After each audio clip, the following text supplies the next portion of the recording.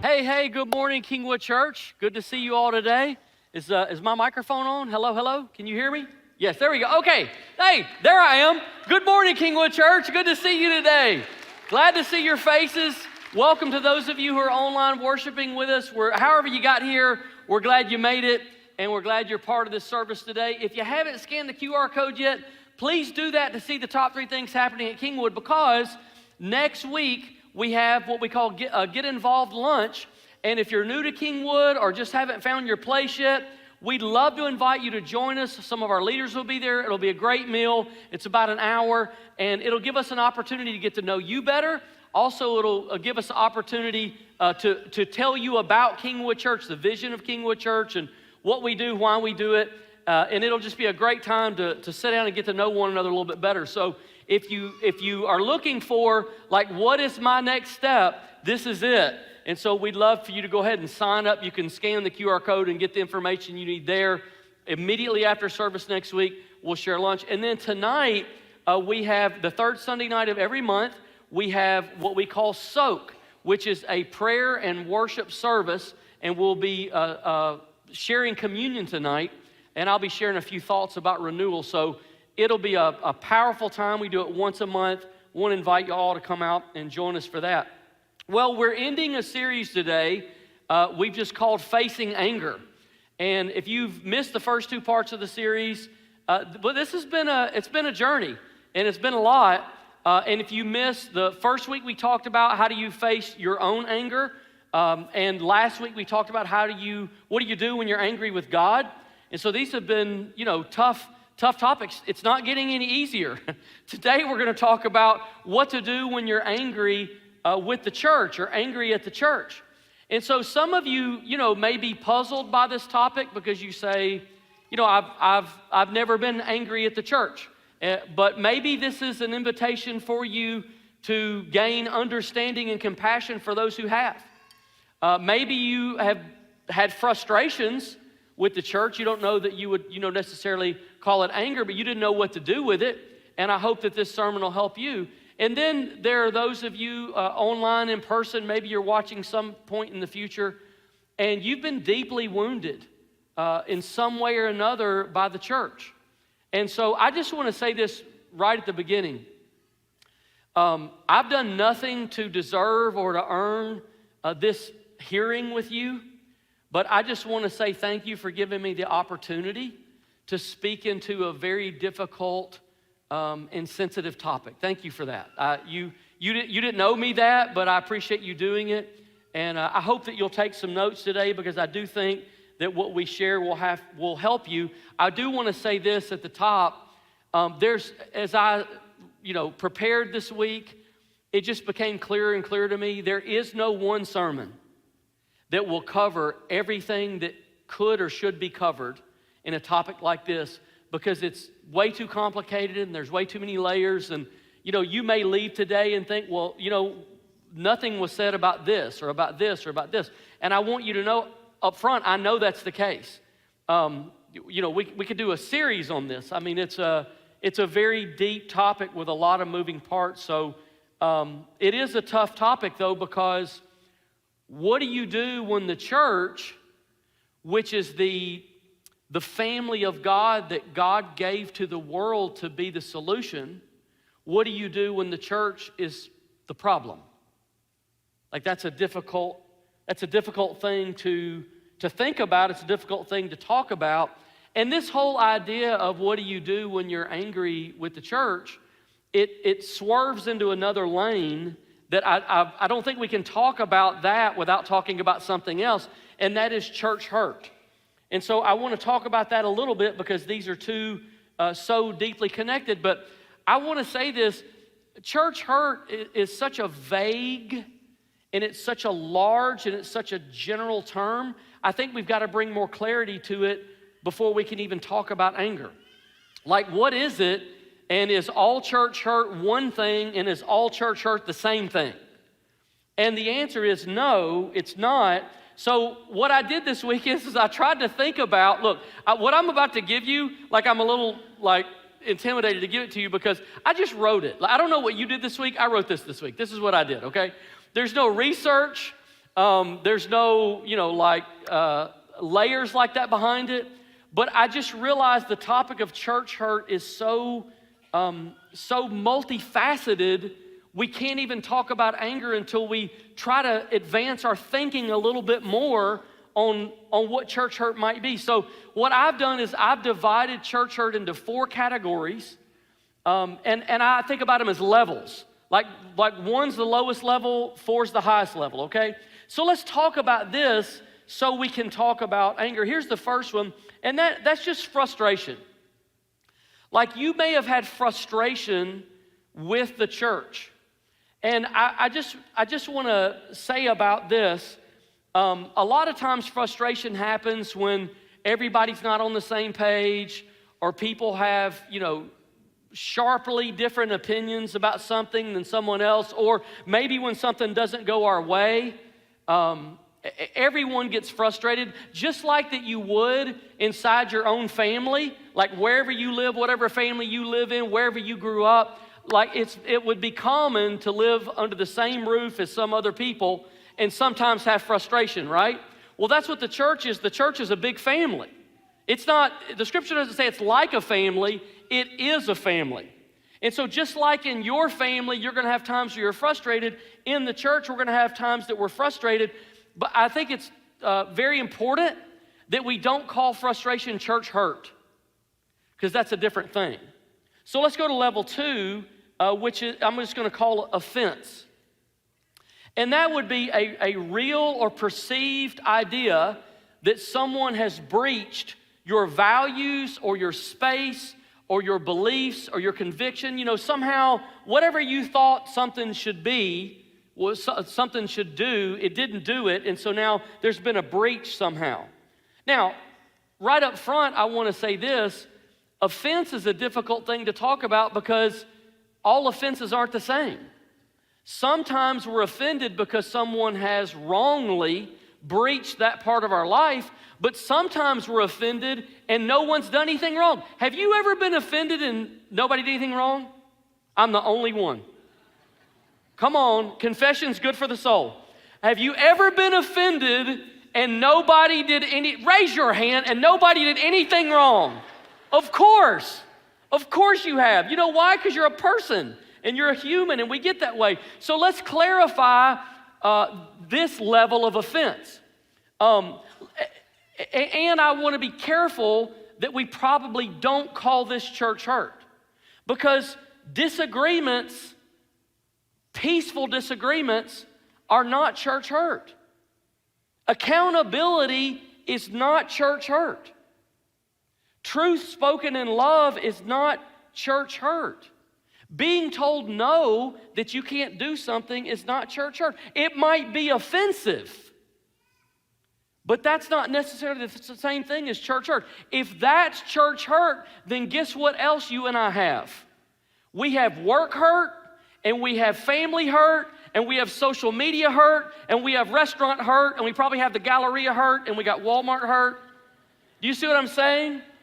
Because everywhere you've been in your life, probably there's been a moment where you've been offended by something. And so I just want to say, let's be careful on that one, probably not to label that as church hurt. Now here's the third one, and I'm just going to call this hurt, okay? So again, think about the idea that the church is like a family. In your family, if you coexist with someone in the same space long enough, you're eventually going to experience some kind of hurt. Now, maybe this has happened to you in a church somewhere. It's happened to most of us. Unless you've been at a church, for 5 minutes. Like if you've been longer than that, maybe you just breeze in and out on Sunday morning and you don't really know people and all that. Maybe you haven't had that. But if you're deeply rooted in a church for any amount of time, just like if you're deeply connected with a family for any amount of time, there are going to be moments and seasons of hurt. And so maybe you've, felt rejection. Maybe you felt like you were on the outside looking in. Maybe you felt undervalued. Maybe you've served sacrificially and faithfully, but you felt like it didn't matter. Like it didn't matter to anybody, what you did or how hard you worked, or maybe you've been hurt because there was someone that you respected and they did or said something that was so disappointing and such a letdown that it hurt you. Well, I also want to talk about another category of people that often get left out in this conversation, and that is pastors. Pastors have church hurt also. We don't think about it because most pastors don't talk about it. But let me just give you one current stat to sort of open up this part of the conversation. 80% of pastors say that being a pastor, being in ministry, has negatively affected their family. And there's a large, unusually high percentage of pastors' kids that don't go to church anymore because of the way the church treated their mom and dad. So you would think, okay, if pastors have church hurt and church people have church hurt, who are all these people doing all the hurt? If we could just get them all together and straighten them out, it would fix all this, right? Here's the catch. It's all of us. All of us are part of this family. All of us are part of this dynamic. All of us are part of this living organism, and all of us are, potential to hurt someone or be hurt by someone, and that's the nature of what it is to be close to other people. So now here's the fourth one. Again, I made these words up. The fourth level, I would say, is a wound. A wound. I think there are things that have happened in churches at times that are so painful and so egregious and so bad that they almost have to be given their own special category. And I'm just going to call it a wound. I don't know what the right word to call it is, but I'm going to call it a wound. In other words, there is damage that's been done that's so bad, it lingers inside a person for a long time. And it creates a divot in their soul. And that oftentimes happens when the line's been crossed into some type of abuse. Whether it's spiritual manipulation, or it's physical abuse, or mental and emotional abuse, sexual abuse, abuse. What happens is, it's when someone uses the access that they have to you to hurt you, to abuse you. And that's a wound. Like that. Look, I've pastored way too long, and I've had way too many conversations with people that sound something like this. 30 years ago, or when I was a child, or when I was growing up in church, or whatever, or we had this event, we had this thing, and then here comes the story, and they've carried this weight for years and years and years. And I just want to say to you, it's dangerous for us to throw all church hurt into one bucket and act like it's the same thing. Because this particular category that I'm talking about now needs to be addressed in a different way, and it needs to be respected, and those stories need to be heard. Because this is a deep and a painful thing. And by the way, for the people who are victims of it, it's confusing and it's disorienting, and it oftentimes affects someone's faith. It affects their belief in God. Like, why didn't God stop this? Why didn't God protect me? Why didn't God's people do better? There's oftentimes shame and guilt and fear related to all of this. And look, I'm one pastor in one church, and I don't represent anybody, but us.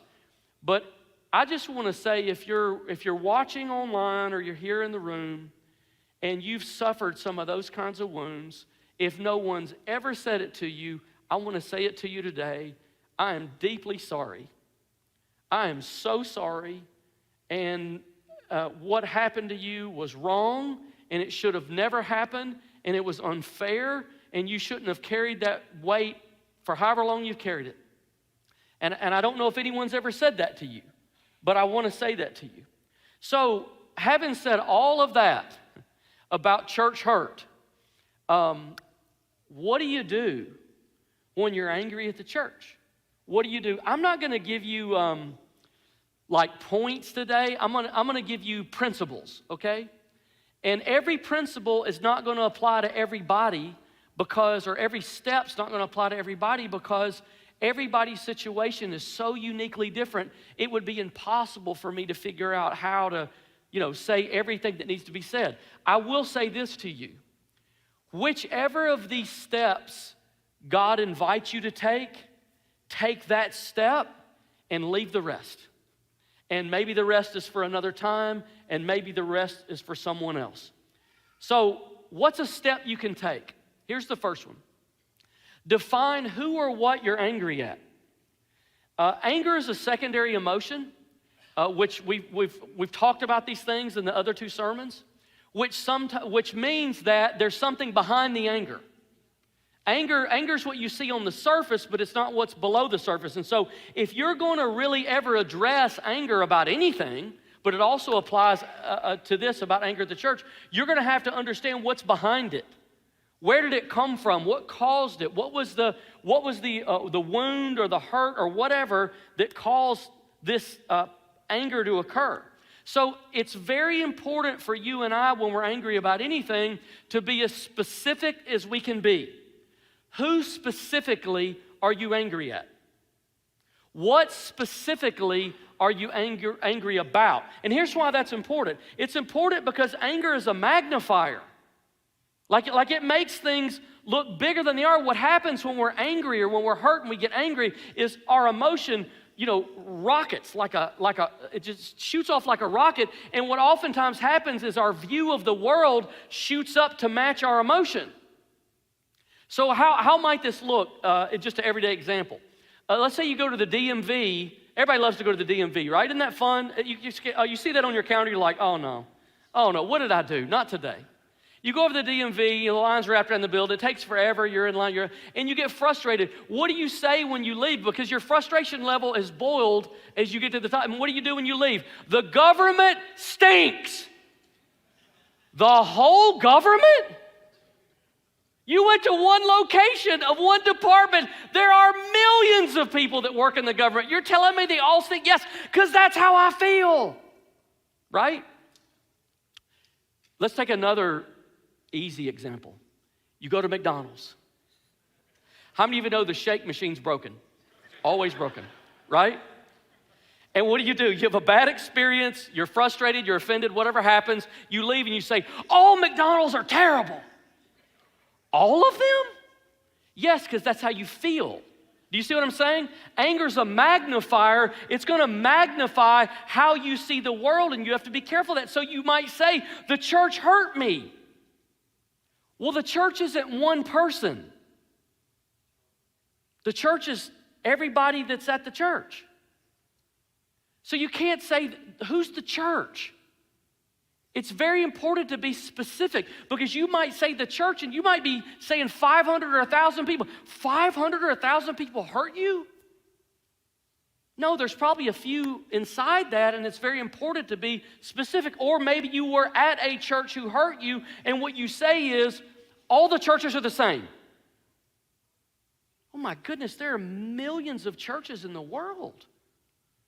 You can't say all the churches are the same no more than you can say all families are the same, or any individual is the same. But this is what anger does. Anger magnifies how we see the world, so we have to be very careful. Proverbs 14:29 says, whoever is patient has great understanding, but one who's quick-tempered displays folly. So the best thing that you and I can do when we get angry, regardless of what it's at, is slow down.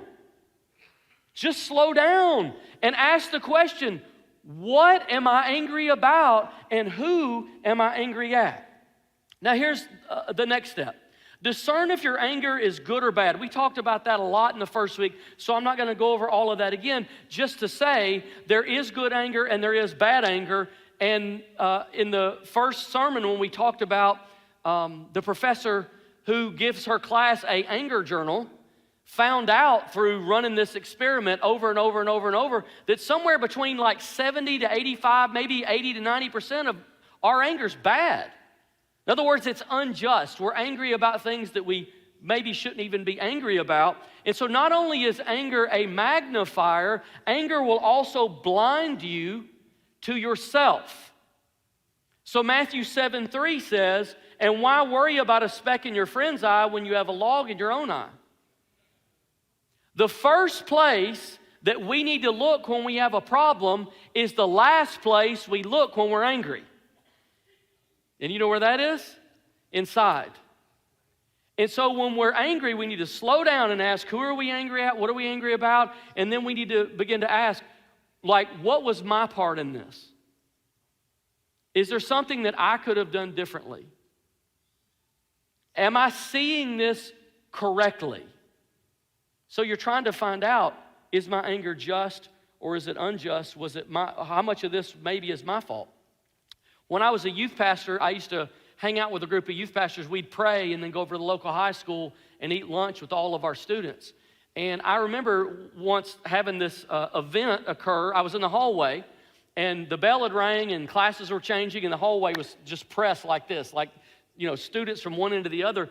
And there was an incident that occurred. I didn't have anything to do with it, but I was in it. It happened to me, and I remember just thinking, man, this is bad, and you know, this is wrong, and this shouldn't have happened. And I went back to my youth pastor group, and I told them, because I was thinking, man, I can't wait till they hear this. They're not going to believe what happened. And then I went and told them, and the guy from the Methodist church looked at me and he said, you know what? I think that we don't need to be in the hallway when the bell rings and people change classes. I was like, did you not hear the story? I didn't do anything wrong. That's what I'm thinking. I'm not saying it, you know, because I'm saved, so I'm trying to be a Christian. Did you not hear me? And then he keeps going and he says, hey, we just got to hold a higher standard, so I think we should either be out in the parking lot before when the bell rings, or we should be in the cafeteria. We shouldn't be in between, because it wouldn't allow things like that to happen. And then I was thinking, what do you know? You're Methodist. You don't know anything.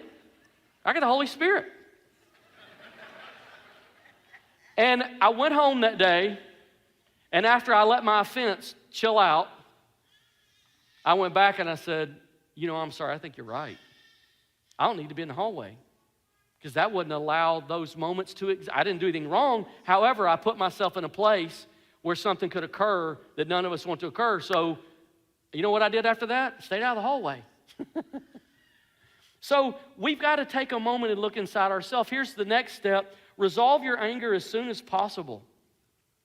So if it's a frustration or an offense or someone hurts you, resolve it as soon as possible. Here's why. Ephesians 4:26 says, in your anger, do not sin. Do not let the sun go down while you're still angry. So in other words, move to try to resolve this as quickly as you can, because verse 27, and do not give the devil a foothold.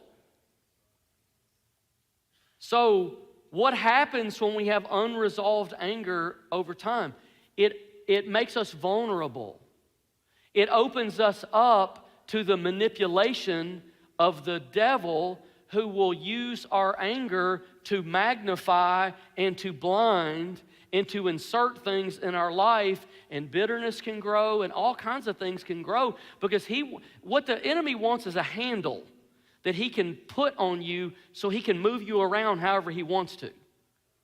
And living in, you know, long-term anger or bitterness gives him that handle that he can manipulate you with and move you around like a puppeteer. So how can you handle a frustration or offense? I'm giving you a lot of scripture. I hope you're taking notes. Proverbs 19:11 says, a person's wisdom yields patience. It's the one's glory to overlook an offense. So if it's possible, overlook it. Like if you can, if it's possible, overlook it. Now, here's the one caveat I would give you. You have to be very honest with yourself. I'm not saying put on the Christian face and pretend like, yeah, no, I'm fine. You fine, you're fine, we're all fine. Nobody's fine. We all know that, right? You can't fake this, and you can't pretend. Here's why. Not just because of what it will do to the relationship, but because what it'll do inside your soul. It'll hurt your soul. So it'll malform your soul. And you'll become a person that begins to gravitate away from authenticity to fakeness. And you got to be very honest with yourself. But when you can let it go, let it go. Now, what do you do if it's like past an offense and it's a hurt. Or let's say this. Let's say you tried to let it go and it's not moving. It's a rock and it's stuck. Matthew 18 tells us, if another believer sins against you, go privately and point out the offense. If the other person listens and confesses, you've won the person back. Okay, so here's the deal with this part. This verse says, if someone sins against you, you know what I read into that passage? You've got to be pretty clear that there's been a wrongful violation and you didn't do anything or much wrong, and they did. You got to be clear about that. And you've got to be willing to come to someone and say, hey, like that hurt me. Like what happened there hurt me. And here's how it made me feel. Like you've got to be willing to have that harder conversation. But look, unreconciled relationships strains and fractures not only the body of Christ, but it fractures our soul. When we have all these loose ends in life out there, unresolved things and people we avoid and people we don't make eye contact with and all of this, it creates a matrix of life that we have to maneuver through because we have all these unresolved things in our life. And so what the Scripture's teaching us is when we harbor offense, it hurts us and it hurts others. When I went to some of you remember Promise Keepers. And there was a big Promise Keepers rally in Atlanta many years ago for pastors.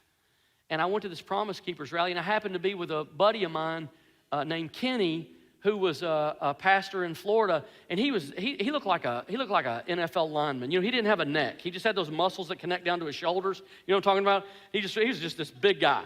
And he's the most jolly guy you've ever met. Always smiling, always laughing, just big-hearted, big voice, you know, big personality. And and I'm thinking, man, we're going to this pastors conference in Atlanta, and it's going to be amazing. There are 40, 50,000 pastors from across America. Like, man, the walls of denominationalism are going to come down. There's going to be unity. This is going to help the church. I couldn't be more excited. I couldn't have been more disappointed when we pulled up on the property, and there was a picket line out front. And I'm like, who would picket pastors being together?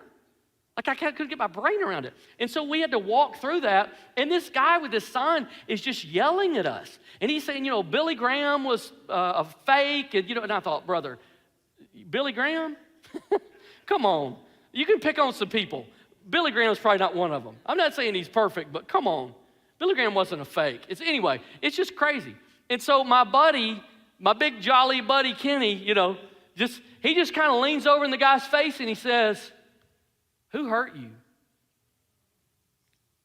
I'd never heard that. Of course, I thought he might be about to. I don't know. He's a big guy. I don't know what's going to happen. But he leaned over at him with this smile and he said, man, who hurt you? Like, who hurt you? And somehow in that moment, Kenny could see past the guy's anger into his heart, and he realized that this is all coming from somewhere. And so I say that to you to say, the reason it's so important for our offenses and wounds to become resolved, because when they don't, we become part of the problem. There was probably a time in that guy's life he could never see himself out at a pastor's conference protesting with a group of people screaming and, you know, all of this. But if we don't heal, we continue to hurt. We either hurt ourselves or we hurt other people. So now, what do you do if it's a little higher up the scale? See, here's the thing. You can leave, you can have a wound, and you can leave the church, and you can even leave God. I mean, in other words, you can turn your back on him. But you can't leave your pain. Because the thing is, until that pain's unpacked, it's going to go in your suitcase with you everywhere you go. And so what do we do if we're on the upper end of a hurt, or maybe it's a deep wound? Here's what I would say the next step is. Process your pain with a trusted friend.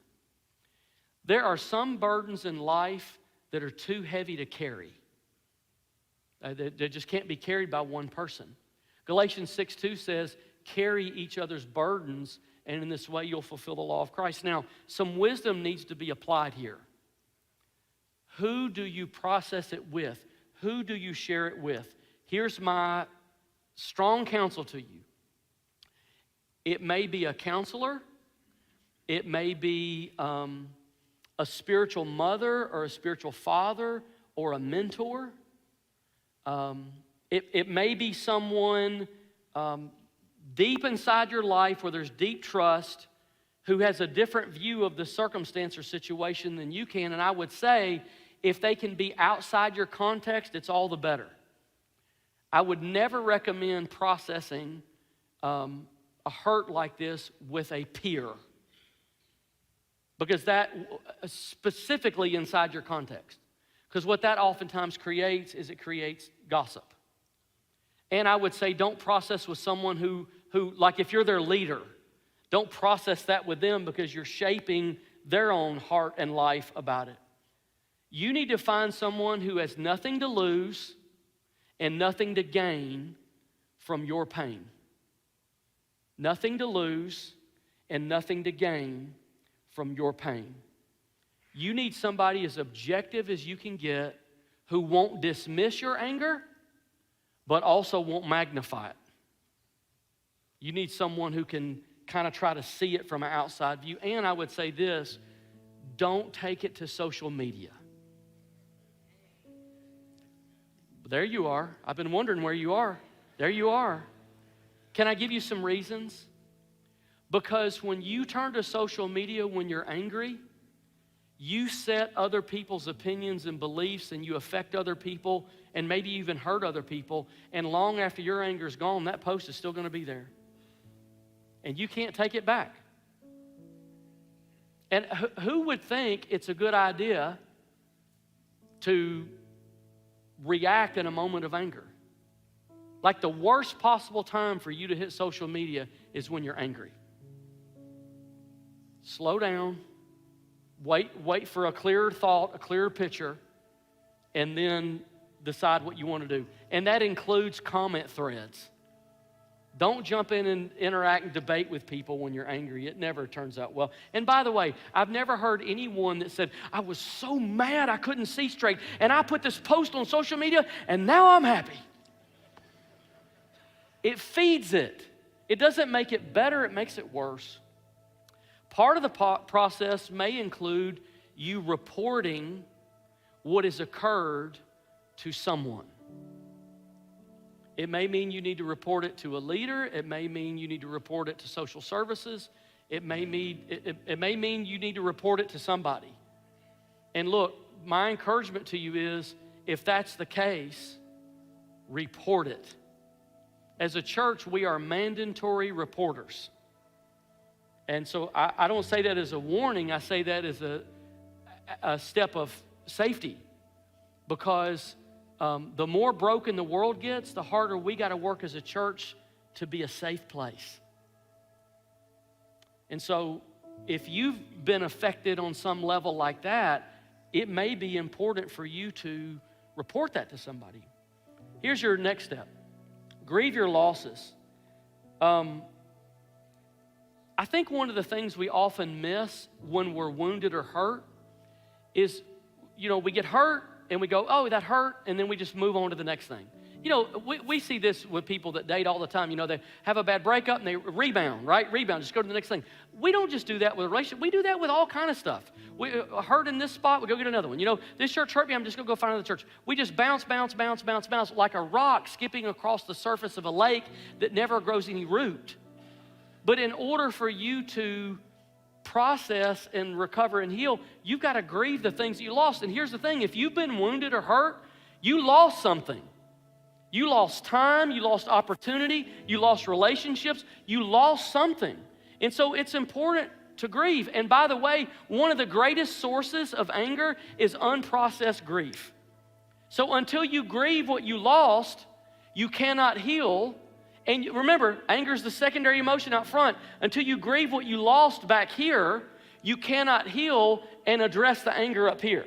You've got to address the anger at the root level, not at the surface level. Matthew 5:4, Jesus said, blessed are those who mourn, for they will be comforted. Let me tell you one of the signs that I found that you know you're beginning to make progress in grief, okay? When something has been done to you that is wrong and you're mad about it, you know you're starting to make progress in grief when the anger turns to sadness. Now that's a dilemma, because one of the reasons that most of us avoid grief is because what we're actually trying to avoid is sadness. Because nobody wants to be sad. Nobody wants to feel sadness. But when your anger turns to sadness, now you're starting to grieve. Now you're starting to face, because there's some things that happen in life that are sad. And when you start to feel the sadness of it, you're starting to face what happened and you're starting to grieve. And until you feel the sadness of what occurred, you haven't fully grieved. The Bible says Jesus is a man of sorrows. And although he lived in moments of anger, he didn't live in a lifestyle. So he processed those things. All right, here's the next step. Forgive the person who wounded you. I want to say a couple things here. One is, let's just pretend this is a worst case scenario. And there needs to be accountability and there needs to be reporting and all of that. And maybe it's legal and all of this stuff, okay? My encouragement is go through the process. Do the things that are appropriate to do. But here's what I'm a pastor, so here's what I want to talk to you about. I want to talk to you about your soul. After you've done all of that, and all of that may be necessary, it may be important. And if it is, you should do it. But after you've done all of that, here's my question. What will you do with your soul? Because none of that is going to heal the soul. Now, I just want to be transparent with you. When I wrestled with this sermon so hard this week, because I just thought, God, there's some things that have happened to people sometimes that are so bad that there's got to be a different category in Scripture for them. There's got to be some other truth that I haven't seen. And I looked, I searched, probably spent too much time. And I couldn't find anything. All I could find was forgive the people who wounded you. So let's talk about that. I want you to, for a minute, forget about every leader or pastor or church or whatever. I want you to forget about, just for a minute, just put aside anyone who's hurt you. Just get them out of the way. And let's just think for a minute and ask one question, and let's just focus on you and only on you. Here's the question. What is best for you? Let's forget about what was done or said or whatever. What is best for you? What will help you the most? And so let's just run some scenarios this morning. Sometimes what we do is we say, I know what's best. I'm going to get revenge, right? And by the way, justice and revenge aren't the same thing. But we say, I'm going to get revenge. And we want them, we don't feel like we'll be happy until they hurt the same way that we hurt, or we make them hurt the same way that we hurt. And here's the truth. Look, you can try and work and press and scheme and all that you want to do. In the end of the day, no one's ever gotten revenge and said, now I'm at peace. There's not enough revenge to get. You can't get enough to feel better inside. It will leave you empty and it will leave you angry. Some people recluse. They say, well, you know what, I'm gonna withdraw and separate myself so far away from anyone who's ever done anything. No one will ever be able to get to me again. That's what I'm gonna do. But here's what we do. We build walls. And they're not nets, they're walls. And you can't build a wall with prejudice. When you start shutting people out, you start shutting everybody out. And the next thing you know, you're surrounded in this castle. You're surrounded inside these walls, and you can't get out. And it's a prison. And so reclusing doesn't work. Sometimes what we do with our anger or our pain is we say, I'm going to become a revolutionary. I'm going to fix it so this can never happen to anyone again, anywhere in the world. and we try to revolutionize, let's say in this case, it's the church. We're going to fix the church so this can never happen again. And here's the thing. Let me tell you why that won't work. I'm with you on the goal. I agree with the goal. Here's why I'm not with you in the process. Because you can't revolutionize the church with anger. The church can't be transformed from the outside in by anger. It can only be transformed from the inside out by love. And so it won't work. It won't work. So what can you do? Well, let's take the best example we have. When Jesus was on earth, he had been wounded, and he had been betrayed, and he had been violated and hurt in ways that almost no one else on earth ever would. And I get it. He's Jesus, and I'm not, and you're not. And we can't get there as fast as he can, and we can't, we're not as pure as he was and all of that. But he does give us an example. When he was being beat to death, what was it that came out of his heart? As he was hanging on the cross dying, what did he say? Luke 23:34, he said, Father, forgive them, for they do not know what they're doing. Why did Jesus do that? Because it was best for him. It was best for him. And it's the only way that he could model that sort of peace and freedom for us. Forgiveness is the only option that will heal. Now, having said that, forgiveness is a process, right? It might be 100 steps. My belief is the deeper the wound, the longer the process. So it's not like you can just up and one day go and decide, oh, today it's all going to be gone. Well, wouldn't that be great? I wish we could do that. When I was over in Spain, as some of you know, I took a long hike and just processed a lot of my own inner life. And one of the things that I did is I looked back in my life, and I just took my life a chunk at a time. For about 6 days, I looked at different eras of my life, and I reflected on what my life was and who the people were and how I interacted and what shaped me and all this stuff. But let me tell you one of the conclusions that I came to, and I'm saying this to you because I want you to know what I'm suggesting to you is not easy. It's painful. One of the conclusions that I had to reach while I was reflecting on my life is this. There were people in my life that hurt me. And that's hard to admit. You know why it's hard to admit? Because we all want to be strong. I want to be strong. I want to be unhurtable. I don't want anybody to be able to hurt me like, it didn't bother me, I'm fine. People hurt me.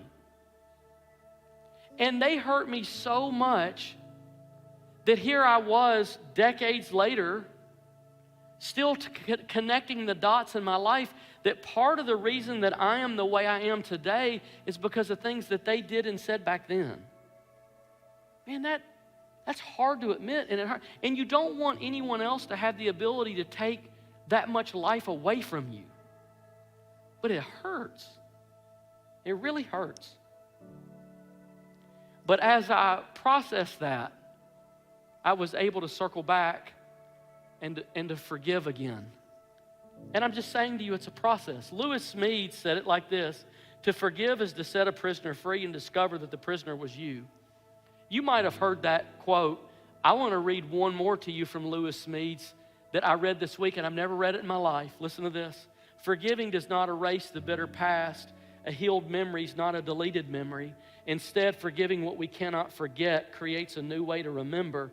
We change the memory of our past into a hope for the future. As I said, the deeper the wound, the longer the process. But let me tell you why I think you should do the journey. Look at me if you're not looking at me. If you're online, zero into my face for a minute. I want to tell you something important. Here's why I think you should do the journey. Because you're worth it. Because you're worth it. You, who you are, as you are, what you've been through, you're worth it. You're worth it to God. And the journey will be worth it. So here's your takeaway for today. Living in anger will hurt you, but resolving your anger will heal you. That's it. Would you stand with me? As we sing this last song, I want to invite you to think about this. Don't let your Judas stop you from getting to your Jesus. Come on. Don't let your Judas stop you from getting to your Jesus. And that's what this song is about, that the worship team's about to sing. And then we're going to pray. Jesus at the center of it all. Lord, today we pause our mind and we pause our heart, and we, best as we can, we push away everything in our life, and we just put you in the center of it. Because you are the healer and you are the answer. And we come to worship you. Sing this with our team.